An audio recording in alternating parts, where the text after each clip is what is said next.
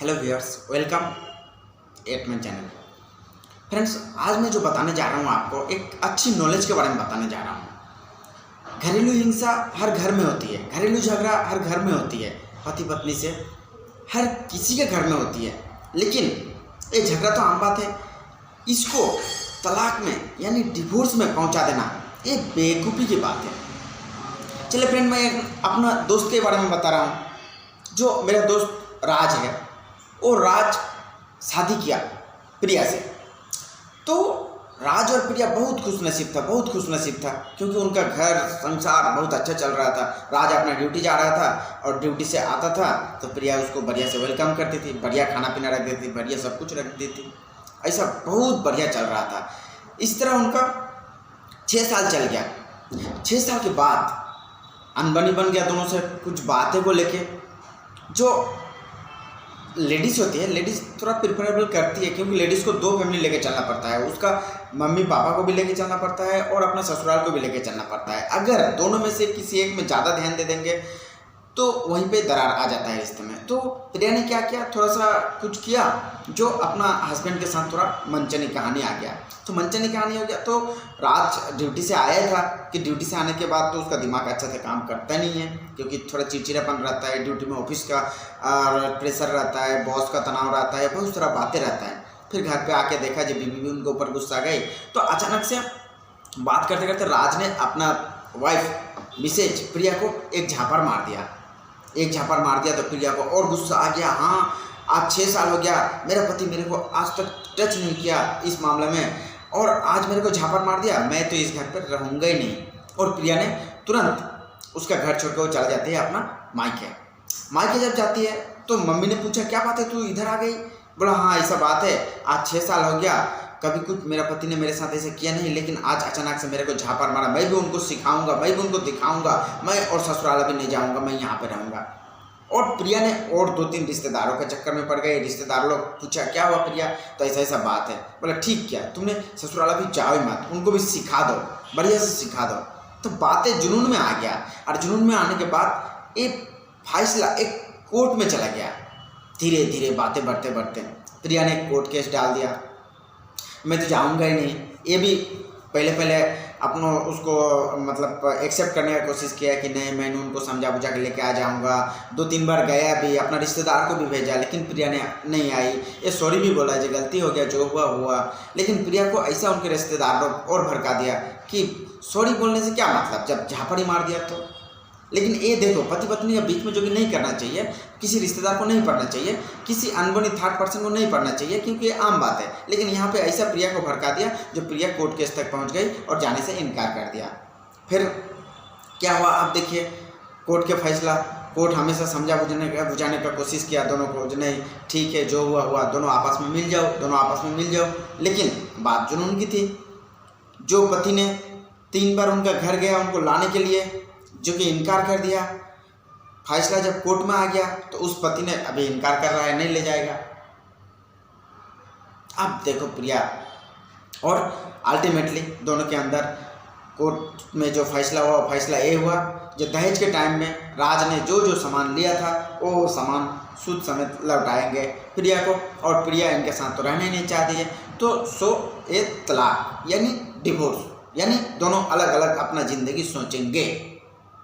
अब फैसला ये हो गया। फैसला होने के बाद ये तो दहेज में दिया था, जो भी था वो डिमांड में हो चाहे नो डिमांड में हो, जो भी आया था सामान वो एक एक करके राज वो लौटा दिया। सारा चीज़ें लौटाने के बाद वो लड़की प्रिया घर आई, खुशी घर आई क्योंकि वो कोर्ट में जीत गई है और लड़का राज हार गया है। वो खुशी चुपचाप अपना घर चला गया। अब लड़की की माँ ने लड़की को यानी प्रिया को लेके आई राज के घर और बता रही है ये दहेज में, ये देखो एक खाट दिए थे, वो खाट दिए थे, एक पुराना मेरा खाट है, एक मेरा खाट है, एक खाट है, वो ये सोने था, ये था, वो था, सारा चीज़ें वो टेम्पो में लोड कर रही है।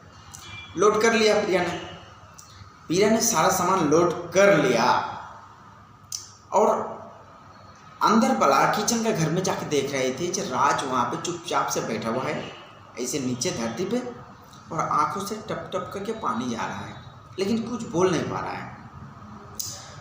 उनकी मम्मी ने गाली दे रही है अरे ये सब खटारा बना दिया, पुराना बना दिया, और दहेज में 4 लाख रुपये भी दिए थे। वो 4 लाख रुपये का क्या होगा, तुम्हारा पति को बोलो। पति ने उधर 15 लाख रुपया का एक गट्टी लेके बैठा हुआ था, और प्रिया वो रो रहा था। प्रिया जैसे सामने गई तो उसको ये थमा रहा था कि ये 15 लाख का एक कैश है जो तुम अपने पास रख लो, तुम्हारा फ्यूचर में काम पे आएगा। प्रिया को शक लग गया, मेरी मम्मी तो 4 लाख के लिए इधर चिल्ला रही है, इधर मेरा पति भले नहीं है, डिवोर्स हो गया है, लेकिन पति मेरे लिए 15 लाख कैश लेके बैठा हुआ है। बोल रहे ये तुम रख लो, तुम्हारा फ्यूचर में काम में आएगा। इसका मतलब अभी तक मेरे लिए थोड़ा सा भी दिल में जगह है। मम्मी ने उधर बाहर से चिल्ला रही थी, आवाज़ दे रही थी, प्रिया जल्दी आओ, जल्दी आओ, जल्दी घर जाना है अपना। प्रिया ने जल्दी से वो 15 लाख का भी पैसा ले लिया हाथ में लेके। मम्मी बोले हाँ मम्मी आई। आने के बाद देखा सारा सामान इकट्ठा हो गया। अचानक टेम्पो में बैठ भी गई। टेम्पो स्टार्ट जैसे हुआ, बोलो रोको रोको रोको। बोला क्या हुआ? बोला रोको, मेरा कुछ और छूट गया। तो मम्मी ने फिर चिल्ला के बोली क्या छूट गया तेरा? क्या है तेरा इस घर से नाता? कुछ नाता नहीं है, चलो कोर्ट का फैसला है, मान लिया हम, डिवोर्स हो गया। वो टेम्पो को रोका ज़बरदस्ती। रोकने के बाद प्रिया बरामदा पे आई और 2-3 अपना सहेली के बारे में सोची। रूसी, मनीषा, तोसो, सबके लाइफ के बारे में सोची।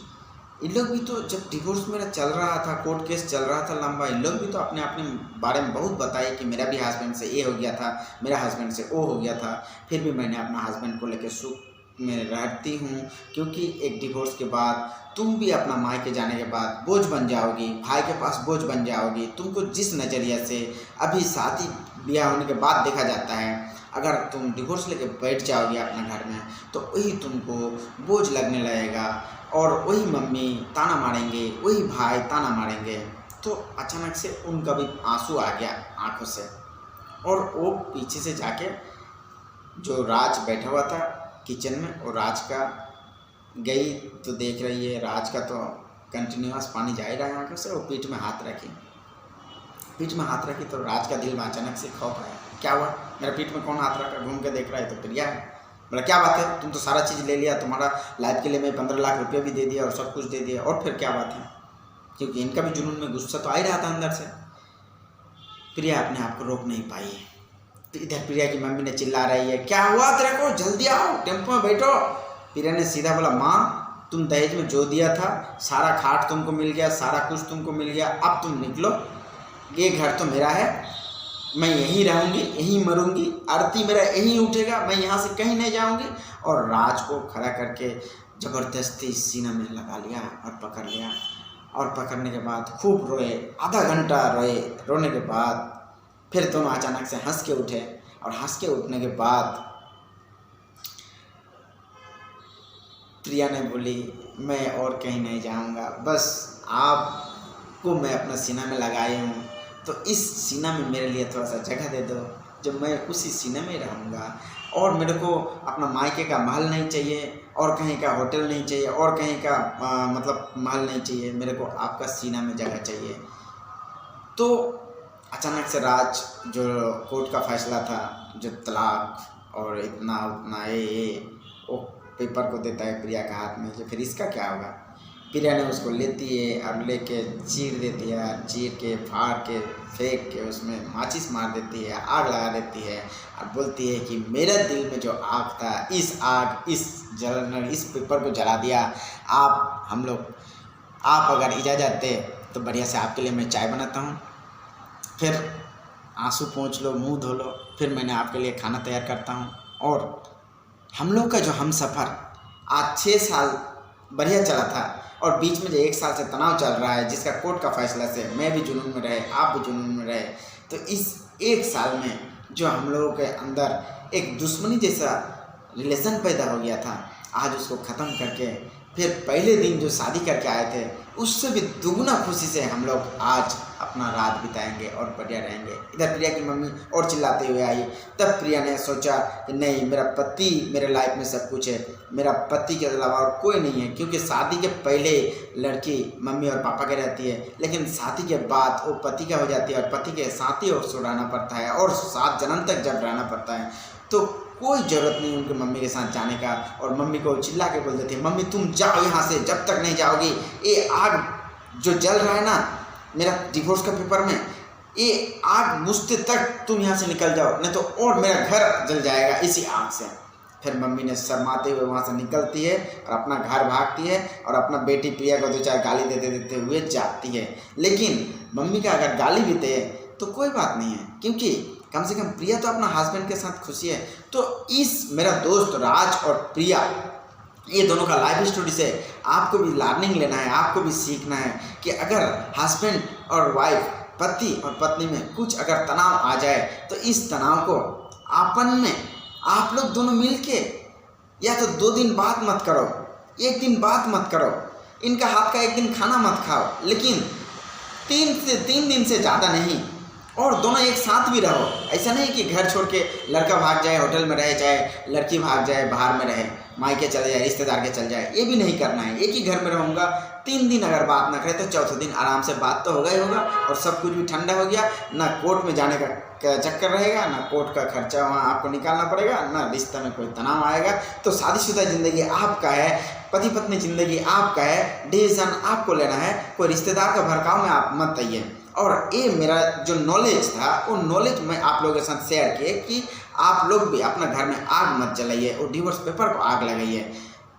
मेरा वीडियो कैसा लगा ये आप कमेंट करके ज़रूर बताइए, और अच्छा लगे तो लाइक कीजिए, अपना जितना भी आपका दोस्त है सब दोस्त के साथ शेयर कीजिए, कमेंट कीजिए, और मेरे चैनल में अगर आप नए हैं तो सब्सक्राइब जरूर कर दीजिए। ये मेरा हाथ जोड़ के रिक्वेस्ट है। धन्यवाद फ्रेंड।